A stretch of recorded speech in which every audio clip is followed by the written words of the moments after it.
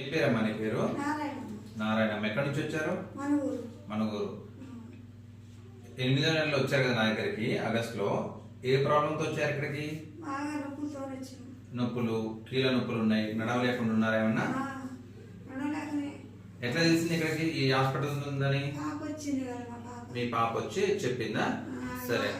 మా బాబుకి అంటాడు అడిగిపోతే తక్కువ అవుతుంది నిమ్మలంగా అని చెప్పి అంటే నేను పట్టించుకోలేదు. ఇంగ్లీష్ మందులకి తక్కువ కావట్లేదు. ఆయుర్వేదం అంటే నాకు అర్థం కాలేదు.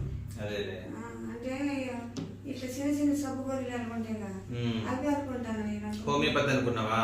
ఇట్లా రాళ్ళు పడ్డ పాడిచ్చింది.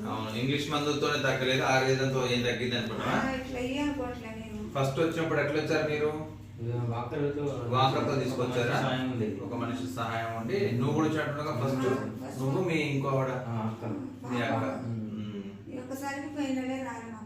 ఓకే ఓకే, అట్లా వచ్చినావు. మరి మందులు వాడుకున్న తర్వాత ఇప్పుడు ఎట్లున్నావు? నీ అంతా నువ్వు నడుస్తున్నావు, నీ పని నువ్వు అంటే పని చేసుకుంటున్నావా? బాత్రూమ్కి వెళ్ళగలుగుతున్నావా? ఫస్ట్ క్లాస్ వెళ్ళలేవుగా, నడువు బాగా. ఓ, బాత్రూమ్ లో దండం కట్టి ఉన్న పరిస్థితి ఇది.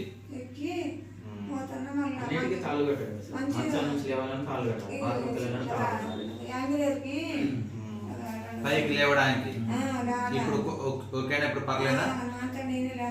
మందులు వాడుకున్న తర్వాత బాగున్నావా? ఎటువంటి ఇబ్బంది లేదు. Okay, very good. ఈ మందులు కొంతకాలం వాడుకోవాలి. చెప్పిన పథ్యం చేయండి. అంటే గోంగూర, వంకాయలు, దుంపలు తినమాకండి, సరేనా? ఓకే, ఎందుకంటే ఇవి తింటే మళ్ళీ రావడానికి అవకాశం ఉంది. వయసు కూడా పెద్దది కదా మనది, అందుకోసం.